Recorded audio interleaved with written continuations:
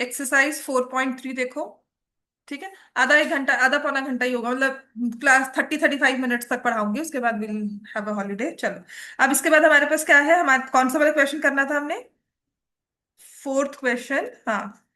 ठीक है, अब उसने क्या किया है, उसने कहा है कि if this is an identity, A plus B minus C का whole square plus A minus B plus C का whole square plus A minus B minus C का होल स्क्वायर। ले लो बेटा यहाँ से,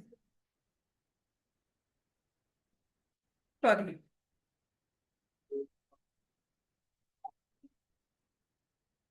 हाँ।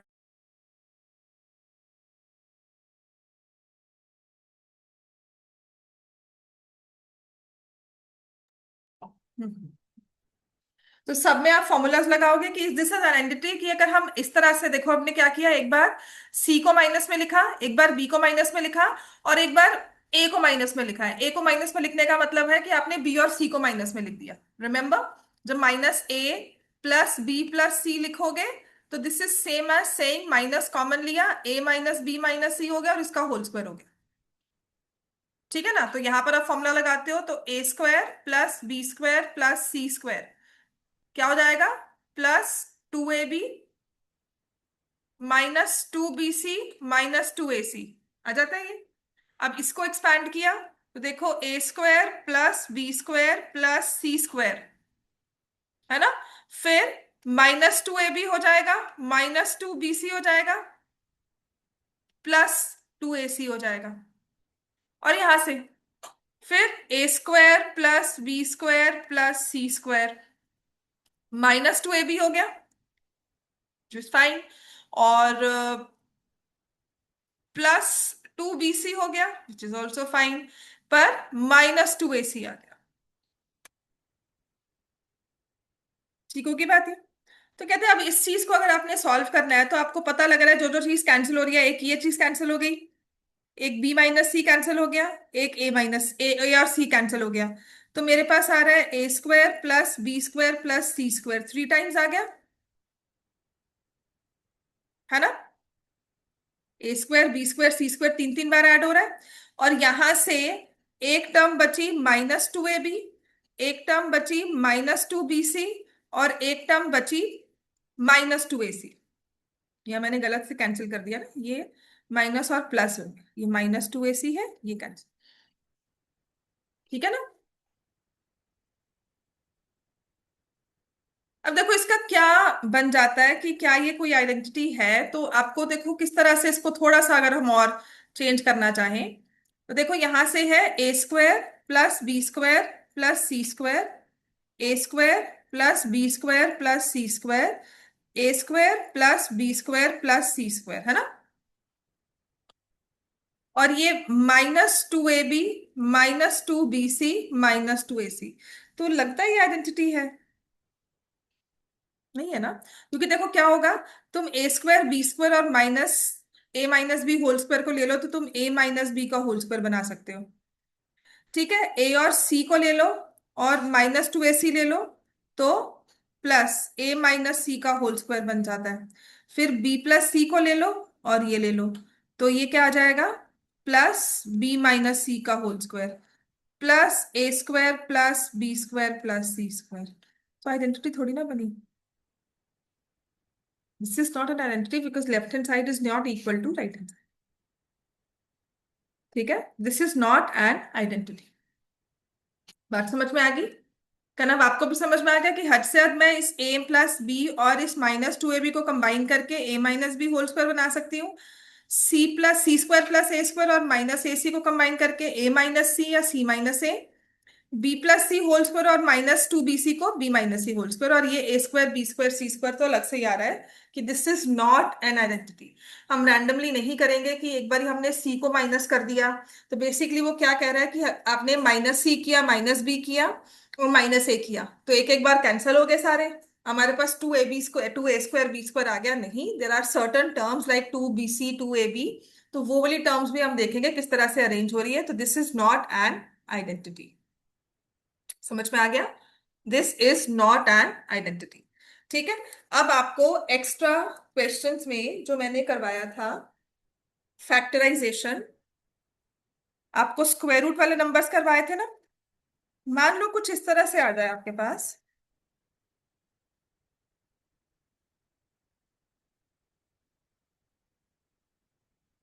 ये करवा दिया था 5x² plus y² plus 18z² -2√5xy -6√2yz plus 6√10xz।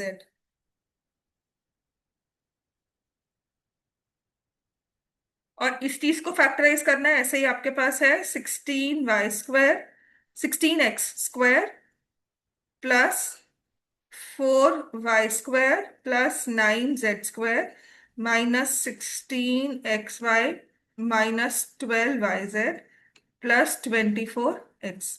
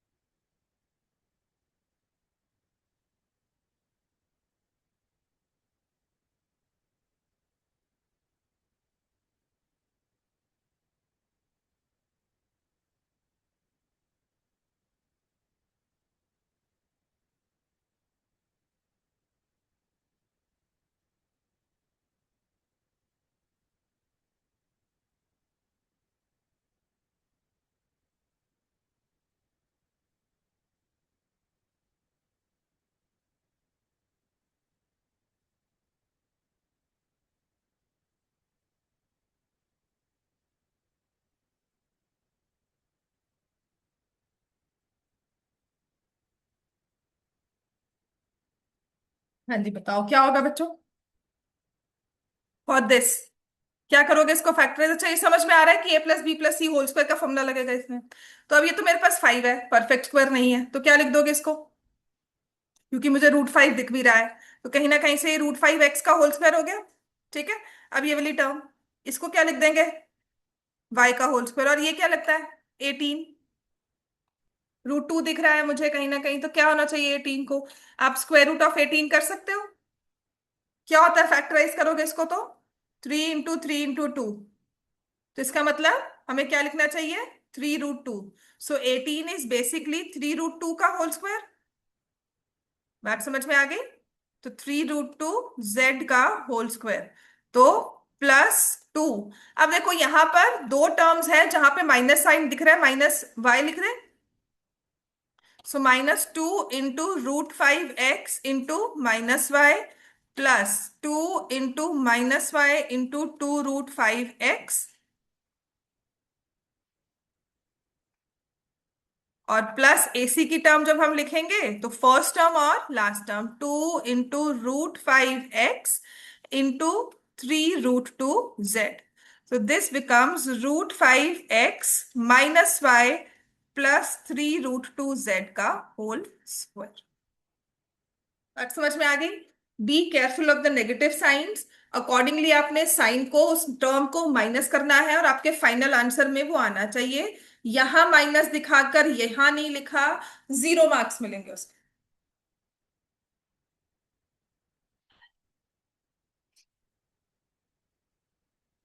ऐसे ही अब ये तो बहुत सिंपल सा नंबर है हमारे पास, जो 16x² plus 4y² plus 9z²।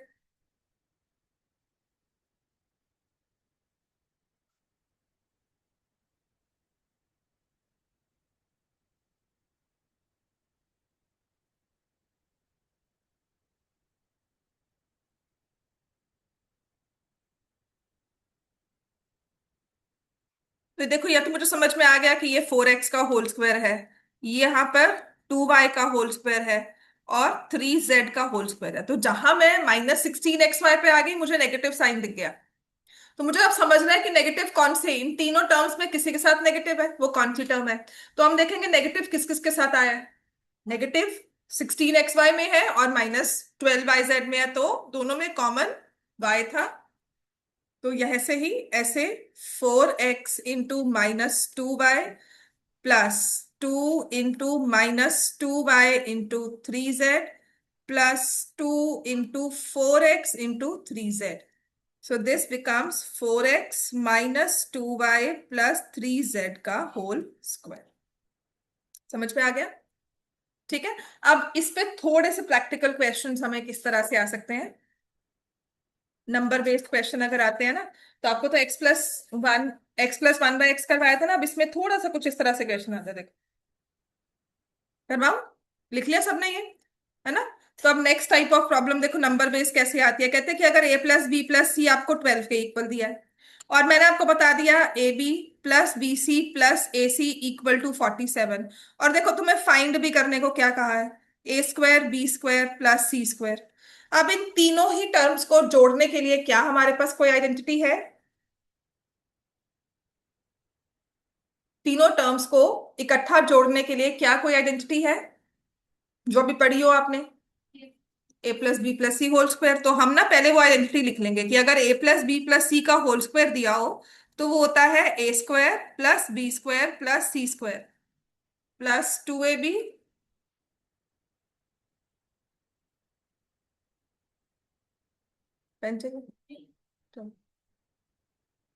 तो जो जो वैल्यूज है हम उसके बाद पुट कर देंगे, तो ये आ जाएगा 12 का स्क्वायर। तो ठीक बात हो गई। a² b² c² की वैल्यू हमारे पास नहीं थी, तो हमने वो लिख दी, है ना? वो चाहिए थी हमें कैलकुलेट, और 2 कॉमन लेकर ए बी बी सी ए सी वो 47 के इक्वल है।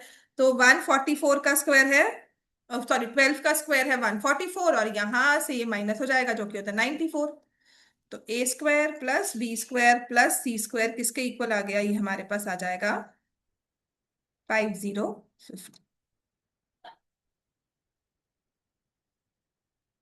समझ में आ गई बात? है स्ट्रेट अवे था आंसर ये तो, ठीक है ना?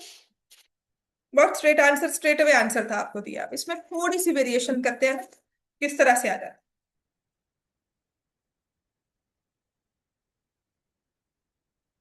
ठीक है, करवाओ आगे। समझ में आ गया ना? अब इसमें थोड़ी वेरिएशन अगर हम करेंगे ना, तो देखो, अगर आप इस फॉर्मूला को एनालाइज करते हो ना, a+b+c होल स्क्वायर, तो अब टर्म्स इकट्ठी इकट्ठी अगर है तो वो स्क्वायर वाली टर्म्स इकट्ठी हैं, और फिर ये ए बी बी सी ए सी वाला है। तो क्वेश्चन की वेरिएशन पता क्या आएगी? कभी कभी आपको ये दो टर्म्स दी हुई हैं, ये मिसिंग है, इसको फाइंड करना है। समझ में आ गया? ये दो की है, आपको ये फाइंड करनी है, या फिर फर्स्ट एंड थर्ड दी है जैसे अभी था, आपको सेकंड वाली माइनस फाइंड करनी है। तो वेरिएशन समझ में आ गई ना? कि अगर मान लो मैं आपको देती हूँ कि a+b+c = 12 and a² + b² + c² = 100, find करने को क्या कहा जाएगा? ab + bc + ac। फॉर्मूला वही यूज होगा। तीन हमारे पास है ना, एक तो a+b+c सिंगल सिंगल नंबर्स, उनका स्क्वायर है, होल स्क्वायर है। फिर तीनों को इंडिविजुअल स्क्वायर करके ऐड किया हुआ है, वो एक ग्रुप बन गया नंबर्स का, एक सेम प्रॉपर्टी। फिर 2ab 2bc वाली टर्म्स है, वो एक ग्रुप हो गया। तो इन तीनों में से कभी भी एक कोई मिसिंग दे दिया, बाकी दो की वैल्यू दे दी, थर्ड आपको फाइंड करनी है। अब इसकी वेरिएशन और क्या हो सकती है? ठीक है, इतना तो समझ में आता है कि आप इसमें लिखोगे 12 का स्क्वायर = 100 +2 ab bc ac, है ना? फॉर्मूला में हमने डाल दिया। This becomes 44। 144 में से 100 माइनस करोगे, 44 डिवाइड बाय 2 करोगे, तो ab + bc + ac आपके पास आ, ठीक है, विच इज 22, है ना? तो यहां से ये जो वैल्यू आ जाएगी, ये मेरे पास आ जाएगी 22 स्ट्रेट अवे। अब मुश्किल पता कहाँ आती है, समझने की बात होती है वो, राइट?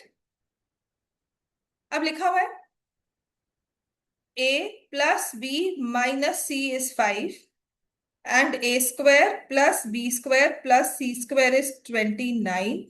फाइंड द वैल्यू कहा है ना, तो उसने कहा है ab - bc - ac।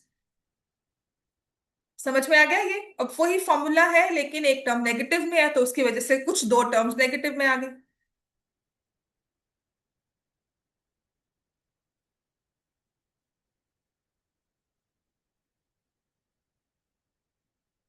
समझ में आ गई बात है?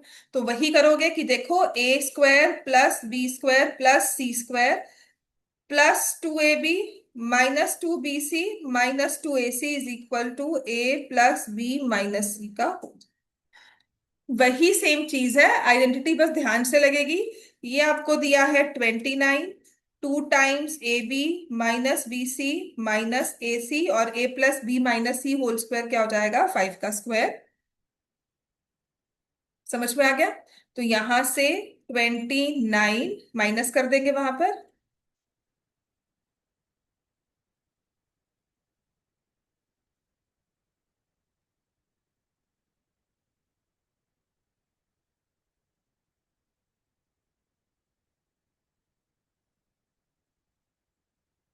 तो ये आ जाएगा 2ab minus B C minus A C is 25 minus 29।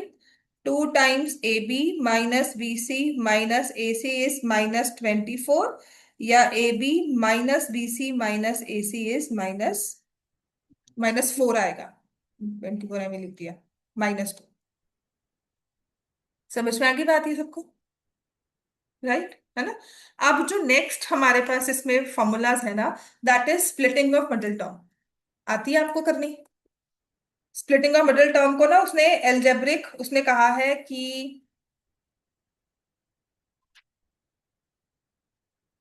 इसे हम कर रहे हैं A minus B whole square को उसने आपको समझा ही दिया है कि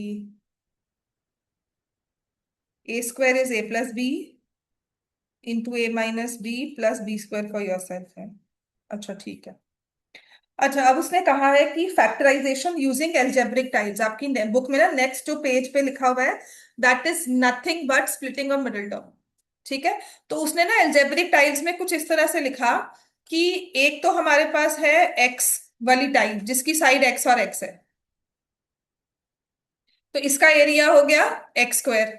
तो आपको ना कहते हैं मल्टीप्लाई करना है x+3 इंटू x+4।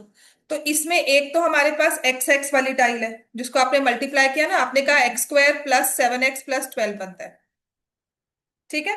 अब क्योंकि ये x+3 थी, तो आपने यहां पर एक 3 वाली x+3 वाली टाइल ले ली, और यहां पर x+4 वाली टाइल ले ली। यहाँ पे 4 यूनिट्स और बढ़ा दिया, है ना? अब जब आप इसको ब्रेक कर रहे हो, 7x कर रहे हो ना, तो यहां से एक्स एक्स वाली एक्स एक्स डायमेंशन वाली 3 टाइल्स लग गई, और 4 डायमेंशन वाली 3 टाइल लग गई। क्योंकि ये x+4 थी तो ये आगे और जाएगी। ठीक है? तो ये एक्स एक्स एक्स आ गया। देन यहां पर आपने 3 टाइल्स, ये 4 टाइल्स लगाई, उसकी वजह से जब स्क्वायर को कंप्लीट करना है तो हमें कितना और लगाना होगा। ये विजुअली करते हैं ना जब नंबर्स के साथ या टाइल्स के साथ, तो बहुत ज्यादा इंटरेस्टिंग होता है। राइट? तो इसमें सिंपल सी बात समझना कि आपको ये वाला फॉर्मूला दिया हुआ है, x+a into x+b which is x² plus a+b into x plus A B. Right? This is basically splitting of middle term, जिसे हम कहते हैं कि हमें ना कुछ इस तरह से फैक्टराइज करने के लिए दिया जाएगा। It will be a trinomial trinomial quadratic expression. For example, मान लो मैं बहुत ही बेसिक से स्टार्ट करती हूँ, x² प्लस 5x+6। इसको हमें फैक्टराइज करना है। तो पहले तो हम कोशिश करेंगे कि क्या ये परफेक्ट स्क्वायर बन रहा है, a+b होल स्क्वायर या a-b होल स्क्वायर। तो हम देख रहे हैं नहीं बनता। ठीक है? ना ही ये a+b होल स्क्वायर की फॉर्मेट में आ रहा है, ना ही ये a-b होल स्क्वायर की फॉर्मेट में आ रहा है। कि चाहे ये x एक परफेक्ट स्क्वायर है लेकिन कांस्टेंट टर्म परफेक्ट नहीं है, और 2ab भी नहीं बनती। राइट? तो अब हम क्या करते हैं कि हम कोशिश करते हैं इसकी मिडिल टर्म जो होती है ना, वो x वाली टर्म होती है, उसको स्प्लिट करें। राइट? तो अब क्या करेंगे कि जो हमारे पास कांस्टेंट कोएफिशिएंट ऑफ x² होता है और कांस्टेंट टर्म होती है, उसको हम मल्टीप्लाई करते हैं। हम करेंगे 1 इंटू 6, क्या आता है 6। अब 6 के फैक्टर्स जिनका सम क्या हो, +5, आपको साइन साथ में लेना है।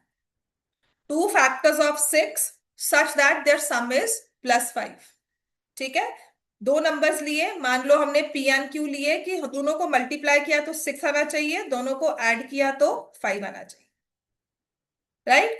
तो जब हम रैंडमली 6 के फैक्टर्स को सर्च करते हैं तो मुझे पता लगता है कि ये तो 1 into 6 होता है, या फिर ये 2 into 3 होता है। तो 1 + 6, क्योंकि मुझे प्रोडक्ट पॉजिटिव चाहिए, तो इसका मतलब दोनों के साइन सेम होंगे, या +1 into +6 होगा, या या होगा +1 into +6, या -1 into -6। +1 into +6 करके सम निकालती हूँ जब 1 + 6 का, तो वो 7 आता है। -1 - 6 का वो भी -7 आता है। बस 2 और 3 में मुझे +2 + 3 सम 5 मिल जाएगा। बात समझ में आ गई? मैं क्यों करवा रही हूँ डिटेल में, क्योंकि मैं इसके आपको 8 या 10 क्वेश्चंस करवाऊंगी जहां कंफ्यूजन आती है, क्रिएट होती है, राइट। तो जब स्प्लिटिंग ऑफ मिडिल टर्म करेंगे तो इसका मतलब हमने क्या किया, x² +2x +3x +6। फिर ग्रुपिंग कर ली टर्म्स की, हमने 5x को स्प्लिट कर दिया बेसिकली, 5x को 2x + 3x में स्प्लिट कर दिया। So now this becomes x × x + 2 + 3 × x + 2। तो x + 3 × x + 2, this is my splitting of middle term. बात समझ में आ गई? तो कभी कभी हम फैक्टराइज करते हैं using splitting of middle term.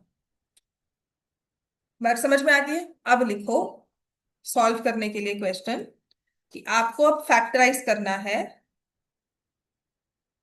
x² -5x +6।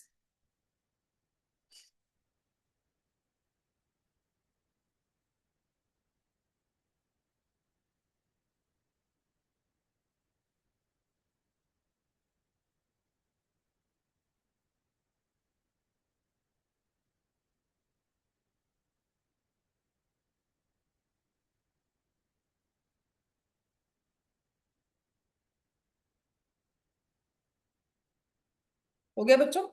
क्या चाहिए हमें? Product should be +6, sum should be -5।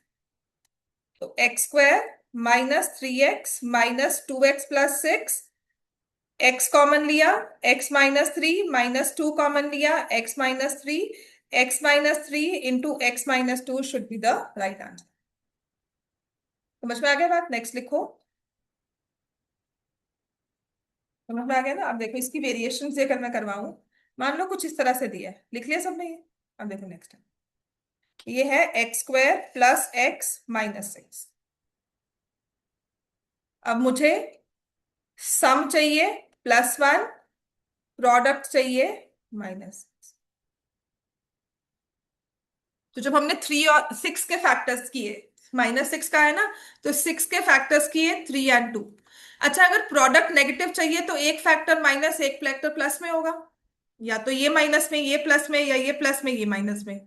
दोनों केसेस में मुझे सम क्या मिलना चाहिए? +1। तो क्या समझ में आता है हमें कि x² +3x -2x -6 होगा, है ना? 3। हाँ, तो बड़े वाले माइनस लिखा। हाँ, तो बड़े वाले पे 3 के साथ माइनस। नहीं नहीं, इसमें प्लस है ना बेटा, तुम्हें सम +1 चाहिए और प्रोडक्ट -6 चाहिए।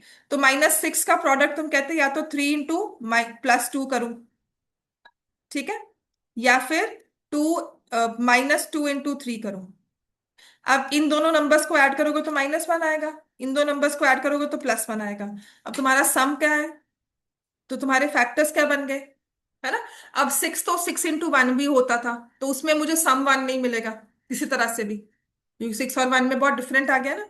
तो ये समझ में आ गया, x × x + 3 -2 कॉमन लिया है, तो यहाँ पर x + 3 आ जाएगा।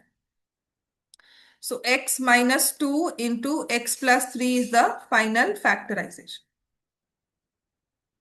समझ में आ गई? नेक्स्ट लिखो।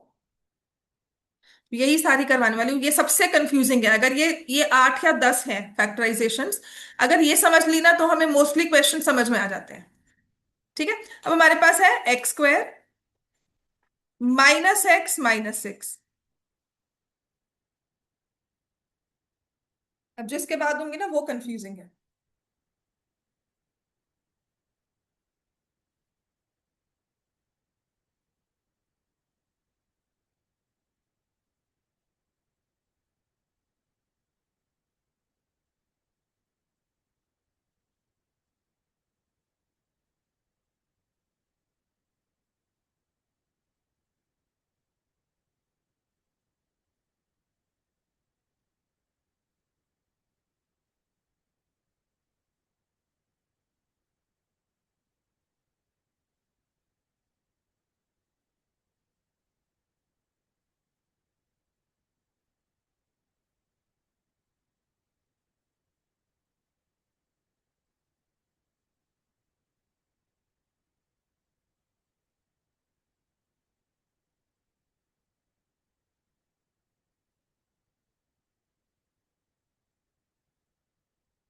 क्या होगा बताओ बच्चों?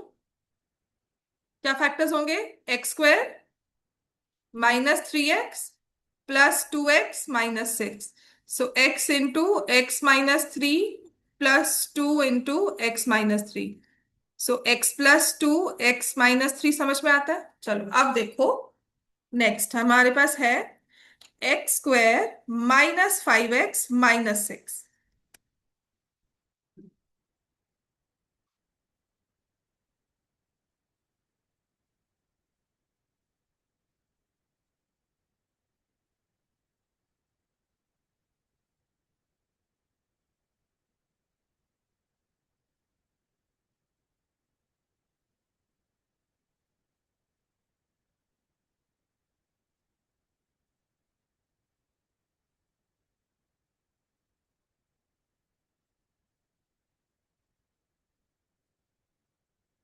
हाँ जी, क्या करना चाहिए इसमें? x²। अब आप देखो ना, आपको प्रोडक्ट चाहिए, फिर से मैं बोलूंगी -6, और सम क्या चाहिए? -5। अब यहां पर सबसे बड़ी गलती होती है कि हमें लगता है कि सम 5 चाहिए ना, तो वी टेक 3 और 2। हम बड़े ध्यान से -3 -2 ले लेते हैं, यही सोच आती है पहली चीज तो।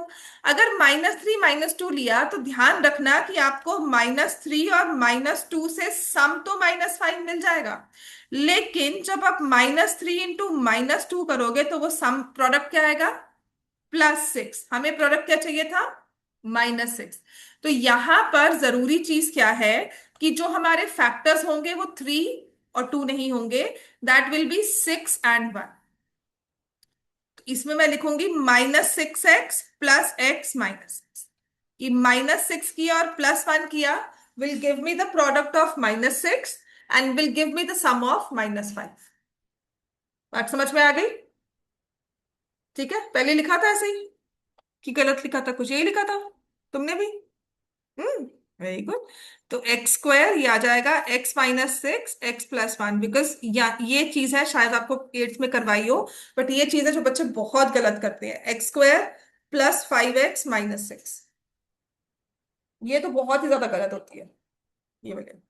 ये 6 क्वेश्चन है, मतलब ये तो ना एक बार 10th के पेपर में आया था। 10th का मई टेस्ट का पेपर था या जून पेपर था, and the parent literally was like इसको ये फैक्टराइजेशन नहीं आती है। तो मैंने कहा ये सिखाई नहीं जाती है, क्योंकि इसमें ना आप सोचते हो कि 6 है तो 3 और 2 होगा, बस 5 आना चाहिए, लेकिन यहाँ पर x² +6x -x - 6 हो। समझ में आ गई बात ये? तो आंसर इसका x+6 इंटू x - 1 आना चाहिए। ठीक है। अब मान लो मैंने आपको अगर ये लिख कर दिया है, इट इज 2x² +5x +3। अब हम ना, मैंने आपको पहले भी सिखाया था कि जब x² +x - 6 दिया था, तो हम x² के कोएफिशिएंट को भी साथ में लेते हैं। अब क्योंकि ये 1 है तो कभी कभी हम इग्नोर करके सिर्फ कांस्टेंट टर्म देखते हैं। तो if the coefficient is not 1, that means इसे इग्नोर नहीं करना है। अब हमारी कांस्टेंट टर्म और कोएफिशिएंट ऑफ x² मल्टीप्लाई होगा। Now we need the product as 6 and sum as +5। ठीक होगी बात ये? तो प्रोडक्ट 6 चाहिए, सम 5 चाहिए, दोनों के साइन प्लस में है। तो क्या बन जाएंगे फैक्टर्स 5 का? 2x and 3x। यहां से 2x कॉमन लिया, x+1, वहां से 3 कॉमन लिया, x+1। Now the factors become 2x + 3 x+1। समझ में आ गया? अब इसके अलावा एक दो क्वेश्चंस और करवाओ, लिखो। ठीक है ना? ये स्प्लिटिंग वाला क्वेश्चन बहुत ही ज्यादा इंपॉर्टेंट है, पेपर में आता है। मान लो आपको दिया हुआ है y²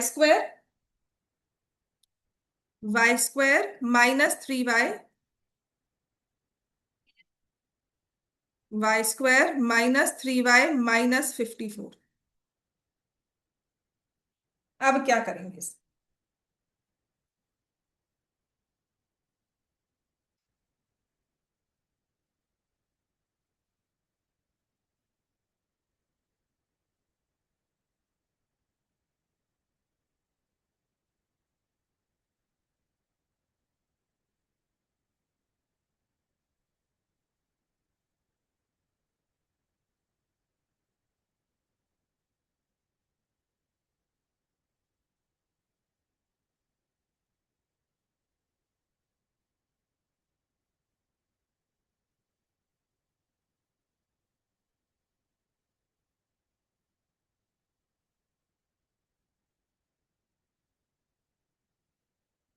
हाँ जी, फैक्टर्स क्या बने इसके? हमें 54 चाहिए। 54 के फैक्टर्स जिनका सम -3 हो तो हो जाएगा y²। अगर आपको 54 के फैक्टर्स करने हैं तो वी कैन से 2 × 18 भी होता है ये, सॉरी, 2 × 27 होता है। दिस इज 2 × 27 +3 नहीं आएगा। 3 × 18 होता है, 3 नहीं आएगा। 4 से डिवाइड होता नहीं है, 5 से नहीं होगा। जब 6 से करेंगे तो 6 और 9, when we subtract them we get 3। so we will now check कि प्रोडक्ट भी मुझे -54 चाहिए, तो एक प्लस एक माइनस। तो -9y + 6y -54, y कॉमन लिया, y -9 + 6 कॉमन लिया, y -9। Answer is y + 6 × y-। समझ में आ गया? ऐसे ही एक क्वेश्चन और ले लो। समटाइम्स ये तो ठीक है, हमें दिया हुआ है, कभी कभी कुछ ऐसा दिया होता है। 84 -2r -2r²। अब जो कोएफिशिएंट ऑफ x है ना, वो माइनस में दे, x² है वो माइनस में दे दे, मतलब जो हमारा क्वाड्रेटिक वाला कोएफिशिएंट है ना, वो माइनस में दे दिया। तो मैंने इसको अरेंज किया, -2r² -2r + 84। काम हमारा वही रहेगा, -2 × 84 कितना होता है? -168। इसके फैक्टर्स जिनका सम मुझे क्या मिले? -2। तो कोशिश करते हैं इन्हें ब्रेक करने की, है ना? तो 84 को मैं लिख सकती हूँ 2 × 4 × 21। नहीं बना अभी भी। 2 × 4 × 7 × 3। अब कुछ आ रहा है हमारे पास?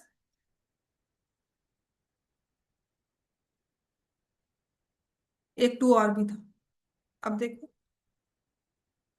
4 था ना, ये 4 को मैंने 2 × 2 लिखा, ये है। तो अब हम कॉम्बिनेशंस लेंगे, मुझे डिफरेंस चाहिए 2 का। तो क्या बन जाता है? इनको मल्टीप्लाई करोगे तो क्या आएगा? 14। और 2 × 2 और 3 को मल्टीप्लाई करोगे तो क्या आएगा? एक आया 14, और दूसरा क्या आया? 2 × 2 कितना होता है? 4। 4 × 3 = 12। तो डिफरेंस 2 का मिल गया। तो मतलब 14 × 12 करते हैं तो कहीं ना कहीं से मुझे 168 मिलता है। साइंस को तो मैं देख लूंगी, मुझे माइनस चाहिए। माइनस का मतलब है एक टर्म माइनस एक term plus. Now because it is -2r, the bigger number will get a minus sign. तो -2r² -14r +12r + 84। ठीक है। अब कॉमन क्या लेंगे? -2r कॉमन ले लिया, so it is r -r + 7। क्योंकि माइनस कॉमन लिया तो यहाँ पे प्लस आ जाएगा। और यहाँ क्या कॉमन ले रहे हैं? 12। तो ये भी आ जाएगा r + 7। So it is -2r + 12 × r + 7। अब ध्यान रखना, यहां से ना देखो, ये 2 है और ये 12 है, इसमें भी हम 2 कॉमन ले सकते हैं। -r + 6 × r + 7, क्योंकि उसने कहा है फैक्टराइज करो। तो जो भी कुछ भी कॉमन निकल सकता है वो हमने सारा का सारा कॉमन निकाल लिया। सो आंसर होगा 2 × -r + 6 × r + 7। हाँ बिल्कुल, माइनस बाहर निकाल सकते हो। अगर आपने -2 कॉमन लिया है तो 6 -r लिख दोगे × r + 7। अगर आपने ये भी लिखा है तो ये तो बहुत ही अच्छी बात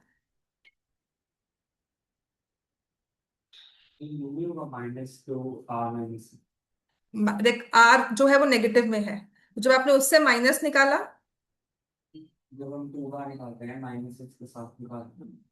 -2 का निकाल लो। जब आपने -2 कॉमन निकाला तो r तो पॉजिटिव हो गया। अब ये 12 प्लस में था तो इसको -6 से डिवाइड किया है ना? -2 निकालने का मतलब है कि तुम्हारे पास एक्सप्रेशन था -2। तुमने कहा -2 बाहर निकालो, तो तुमने इसको भी -2 से डिवाइड किया, इसको भी -2 से डिवाइड किया। अब -2 तो बाहर है, ये कैंसिल होके तुम्हारे पास बन जाएगा r। अब 12 को -2 से करोगे तो -6 नहीं आएगा? हाँ, अरे मैंने क्या कर दिया, मैंने गलत लिख दिया, r -6। अब ठीक है, मैंने गलत लिख दिया यहाँ पर, और मैं उसी को जस्टिफाई कर रही हूँ। तो this is -2 r -6 × r + 7 obviously. ठीक है। यहाँ पर इसी को मैंने काउंटर लिख दिया था, विच इज माई मिस्टेक। यहाँ पर ये r-16। ऐसा ही एक और क्वेश्चन है जिसमें माइनस है वाई स्क्वायर के साथ। ठीक है, नेक्स्ट लिखो, बस वो लास्ट क्वेश्चन हो। So this is 1 - 18y -63y square. So after holidays पहले हम यही वाली चैप्टर जो है इसकी फैक्टराइजेशन, क्यूबिक फॉर्मूलाज, वो सारे कंप्लीट करेंगे।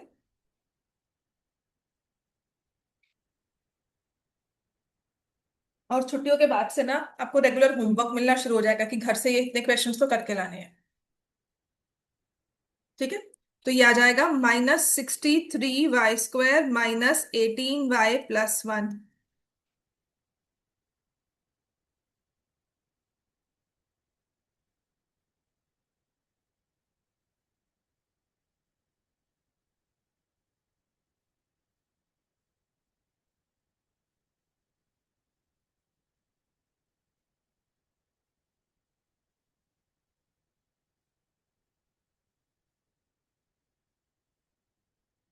So we need the product of -63 and sum as -18।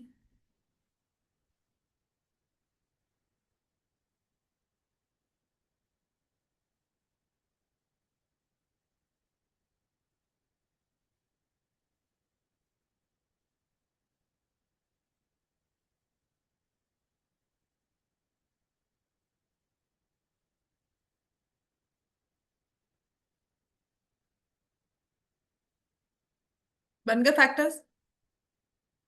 तो 63 देखो, सबसे बेसिक होता है 1 × 63, वो नहीं हो रहा। देन 2 से डिवाइड नहीं होता, जब मैंने 3 से किया तो 3 × 21, और इसी का डिफरेंस 18 मिल जाता है। Now I need the product of -63 और -18 है, तो it will be -21 -63y² -21y+3y+1। ठीक है, तो यहां से आपने -21y कॉमन लिया, so answer will be 3y+1, और यहां से 1 कॉमन लिया, 3y+1। सो मेरे पास आ जाएगा -21y+1 × 3y+1। अब या तो इसको आप 1 - 21y लिख दो। इफ यू से कि मुझे माइनस कॉमन लेना है तो बिल्कुल माइनस कॉमन लो, जिसे आप लिखोगे -1 × 21y -1 × 3y+1। ये भी लिख सकते हो। दोनों में से बोथ आर एक्सेप्टेबल, किसी में कोई फर्क नहीं। समझ में आ गई बात सबको ये? ठीक है, चलो जाओ।